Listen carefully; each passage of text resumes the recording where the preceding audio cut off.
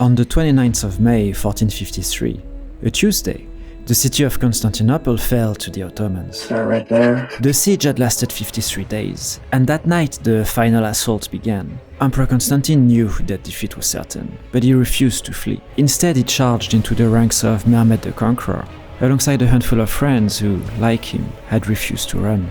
Outnumbered 1 to 1,000, they were killed almost immediately.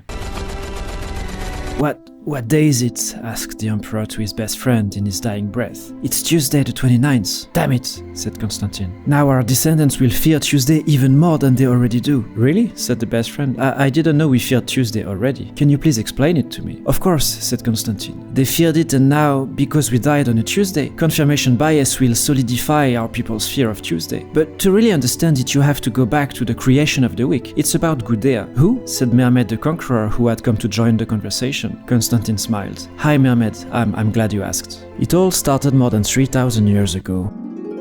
In the city of Lagash in southern Mesopotamia, Gudea was a priest king there. Wow, that's a cool job title. And to celebrate his new 7-room temple, he asked his bureaucrats to organize a 7-day festival. Among the bureaucrats was a scribe who practiced astronomy as a hobby. Let's call him Nabu, not like the planet in Star Wars, but like the Babylonian god of writing and wisdom. He held a meeting with the other scribes about the logistics of the 7-day feast. And to help brainstorm ideas, they took part in beer-chugging tournaments. And at some point, Nabu had an amazing idea. What if we named the 7 days of the feast after the 7 planets? Oh yes, that's a great idea, said the priest king Gudea. So what planets do we know? Well, there's the sun, of course, said Nabu. Then the moon. Oh god, this list of planets is not going well, is it? And yet it stuck. And today we still call those days Sunday and Monday. The 3rd day eventually was named after a planet, though. Martes in Latin, after the god Mars. And sure, in English you call it Tuesday, but that is because of Tyr, the Germanic god of war. And so Tuesday is Tyr's day. That connection between the 3rd day of the week, Tuesday, and the gods of war seems to have been forgotten today. I mean, for us in modern times, Tuesday is simply that day when the weekend is long gone, but the next one is still nowhere in sight. And so for a lot of us, it doesn't rank very high on our weekday tier list. In fact, a study showed that while Monday is unsurprisingly the most disliked day, it does have its fans. Like 6% of people list it as their favorite day. If you like your job, I guess that makes sense. I wouldn't know. Tuesday, however, barely has any fans at all. It's half as popular as even Monday. So it's as if Tuesday is a lesser version of Monday, not as disliked, but also not as liked. I feel bad for you. I don't think about you at all. And yet we used to be afraid of Tuesday. Partly because of superstition, but also for a much more interesting reason. The fear of Tuesday used to serve a specific purpose. Hey, if I can pause the video for a second, I need your help. I asked for feedback on my videos and one person said this.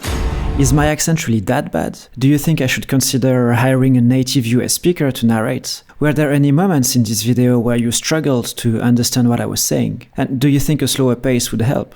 Thanks a lot for your advice, I really appreciate it. Have you ever heard the expression, on Tuesday don't marry, don't travel, don't start a business? No?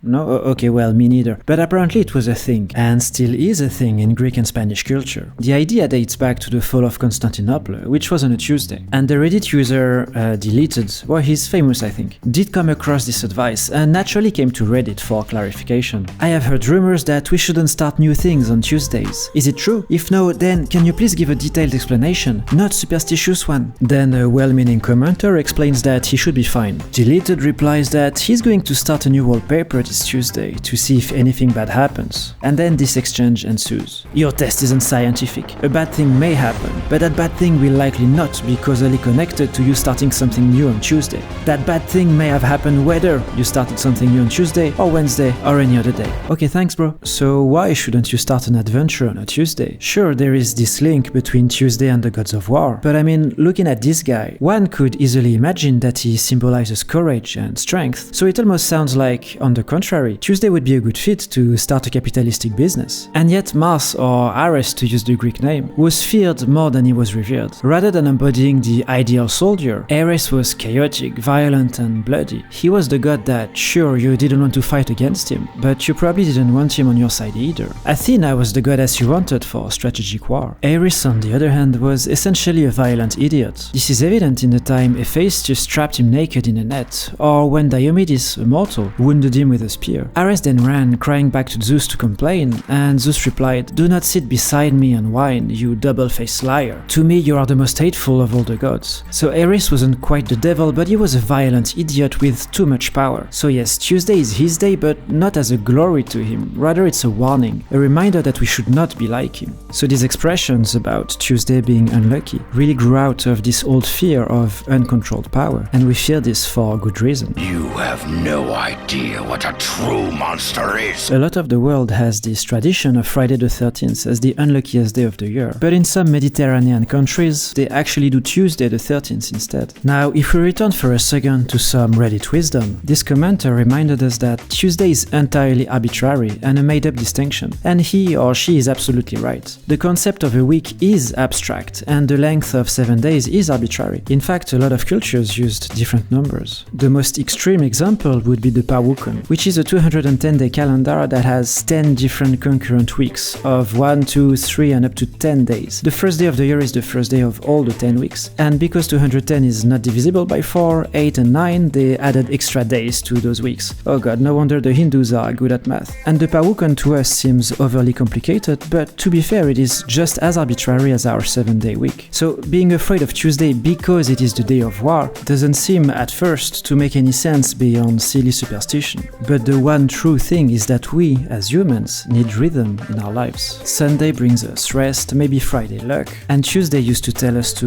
avoid starting new projects. These things are arbitrary, but it doesn't mean that they are meaningless, because these ideas do help us regulate our habits. So being afraid of Tuesday, while it might seem at first like a silly quirk people used to have, actually serve the purpose of encouraging people to put their projects on hold and think about them. Take a step back and think about what you are doing.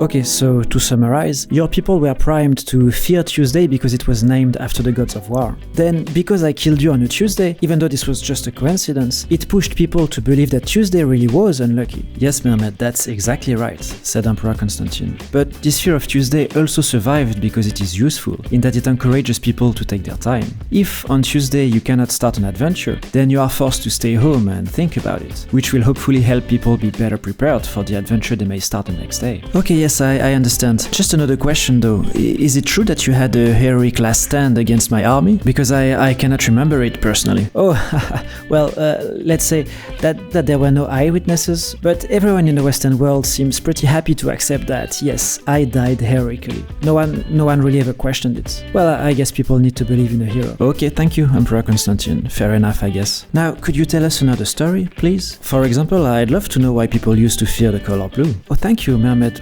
What a coincidence. I have just a story for you. All you have to do is click on the link that should be on your screen now. The video is called Why We Used to Fear the Color Blue, and I cannot say it's good, but I promise it's not worse than the video you have just watched.